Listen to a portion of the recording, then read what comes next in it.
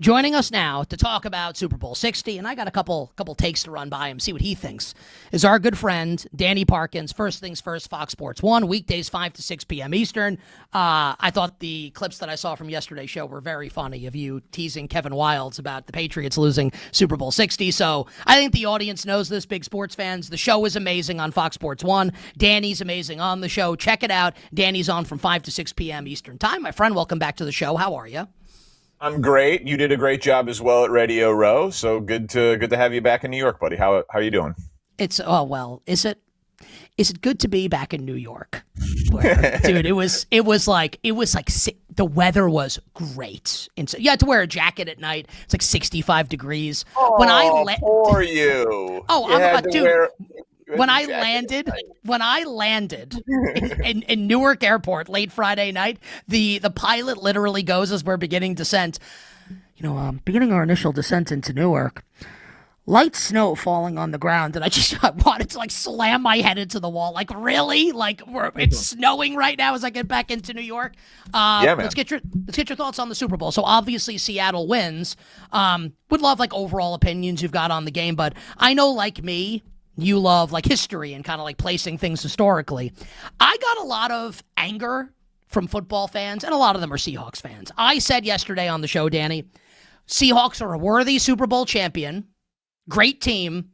I don't think this is even close to being an all-time historic team. So your thoughts as you put into perspective the 2025 Seahawks, and do you see them DVOA will tell you they're one of the best teams ever. I don't see it that way. What say Danny Parkins?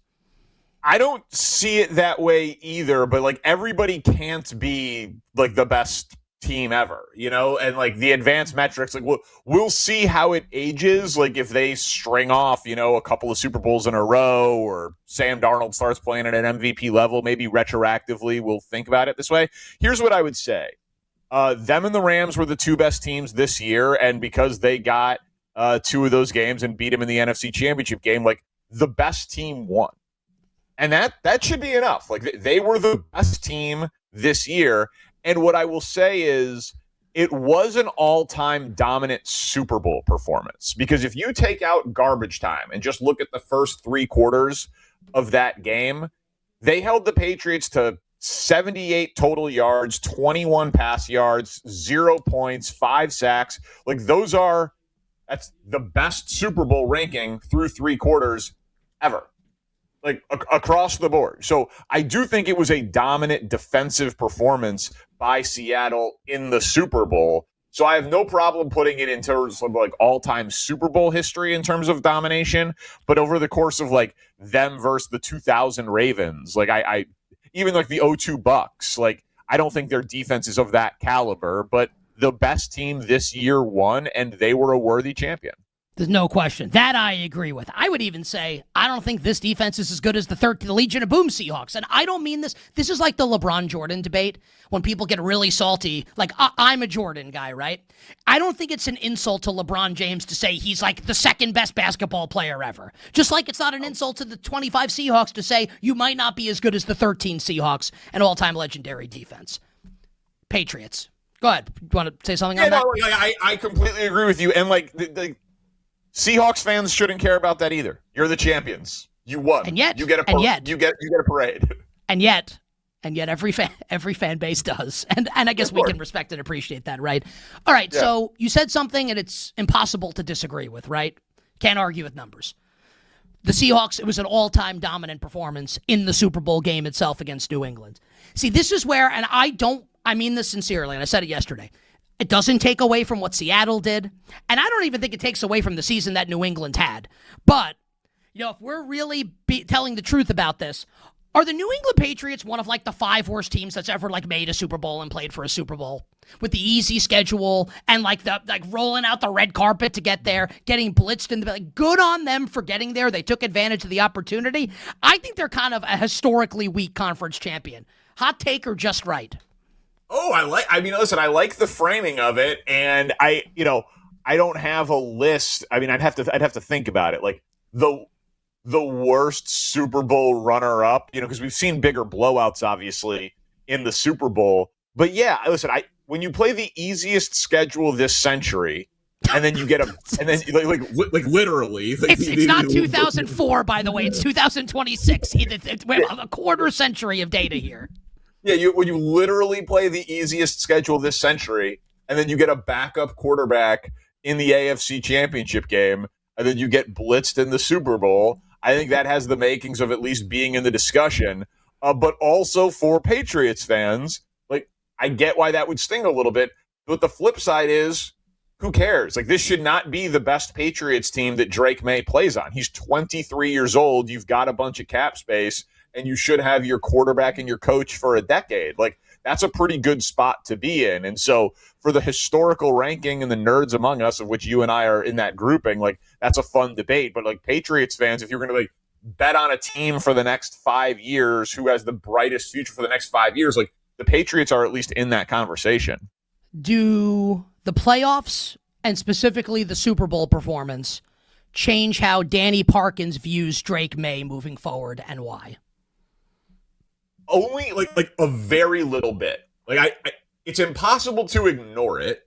It's absolutely, like, he has yet to play a full good playoff game. So like, his next one will be his first. And so it is at least possible that he is one of those guys that we have to look at as like, does he not play well in the big spots? But then you could say Chargers, top 10 pass defense, Houston, best defense in the NFL, Seattle, top defense in the NFL, Denver, top pass rush in the NFL, snowstorm, all the factors in that game. We watch the game so we can apply context to it, but he hasn't. He also just set the record for most sacks in a single postseason and most fumbles in a single postseason. So like, it can't factor zero, but I said I would have voted him for MVP because of doing more with less, the advanced numbers, not having McVay, Puka, Devontae, a top 10 rushing team, a top 10 defense over the course of the regular season. Like, I actually thought his value case was stronger than Stafford's. So like, if you have a worthy MVP candidate at 23 years old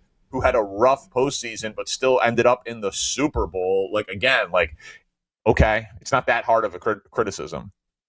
You bet on this Tuesday. Danny Parkins, our guest. First things first on Fox Sports 1, on Twitter at Danny Parkins. Everyone on our show, by the way, loves the doorstep of destiny bit. That was big. That was big with us. It's really good stuff. It's a great bit. Kevin Wildes is a television genius and a hell of a nice man, so that's why it was really, really fun to roast him yesterday. It's good stuff, man. I'm going to put you on the spot here, and I can filibuster for a moment and because I don't know if you've thought about this yet. So I'm going to ask you right now, if I gave you $100 and I have all the odds in front of me, who you would bet way too early to win Super Bowl 61, because that's kind of like one of the main topics on the show today. I just talked about Justin Herbert and the Chargers, and I kind of think Herbert's kind of in the Drake May conversation, right? Where if you told me he was going to ball out in the playoffs, you'd absolutely consider them, but can you do that? So I have the odds here. I can give you the odds for a team if that's a team that stands out to you, but I give you $100 and I say, Danny, who do you want to bet to win Super Bowl 61? Who are you? And you can change your mind. It's early. Who are you taking right now and why? Well, so I bet the Bears at 27-1 just so that I would have just so that I would have the ticket. I bet them at 27-1 immediately. I think it's kind of crazy that the Lions are favored to win the NFC North next year, and so that just like pushes their odds down further than I think it should be. And Green Bay's are better than them, so I just think that's a good number and a good ticket to have, and eventually that number will go up. And then the Chargers, again, I've been on them all year, so like no one's going to be surprised by it. But if they get Alton Slater back, which they will, those are arguably their second and third best players. And then you added one of the best offensive minds and play designers in the NFL, but he doesn't have to do like the culture football guy stuff. He just gets to be a genius in Mike McDaniel. So like, you're going to make it easier for Justin Herbert to hit layups. You're going to protect Justin Herbert, and they have a ton of cap space to plug holes, whether they want to do the interior of their offensive line, whether they want to get a little bit younger at some key spots on defense. Like, they're in a great spot. So listen, The problem is that I've had a Chargers future probably 5 of the last 6 years. So again, not the most creative take, and it sounds like maybe I agree with you, but those are 2 futures bets that I absolutely love. Oh, I can't get there on the if you told me Herbert was going to be great in these spots, it's easy. They'll be there next year. Why won't he be great? Why won't he be great? Because he hasn't been great before? Well, here's what I would say, and he can be, right? I'm not saying he can't be, but I think this is not subjective, right? It's objective. He's played the 2 worst games in the past 2 seasons in the 2 biggest spots, in Houston and New England, where he's terrible in those games. Now, he's got all the talent in the world, and Peyton Manning couldn't win until he did.